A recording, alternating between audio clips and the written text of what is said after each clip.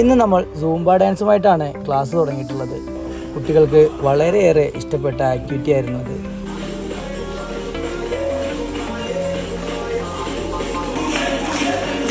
ഞാൻ പറയുന്ന കളറാണ് നിങ്ങൾ എടുക്കേണ്ടത് കേട്ടോ. യെല്ലോ. അത് കഴിഞ്ഞൊരു ഗെയിമാണ് നമ്മൾ കുട്ടികൾക്ക് കൊടുത്തത്. ആ ഗെയിമിൽ നമ്മൾ ഉദ്ദേശിച്ചത് കളേഴ്സ് തിരിച്ചറിയുക എന്നുള്ളതാണ്. Pink, violet, green. ഇന്നത്തെ അവസാനത്തെ ആക്ടിവിറ്റി നമ്മൾ കുട്ടികൾക്കൊരു ക്രാഫ്റ്റാണ് കൊടുത്തത്. അത് കുട്ടികൾ വളരെ എൻജോയ് ചെയ്തിട്ടാണ് ചെയ്തിട്ടുള്ളത്.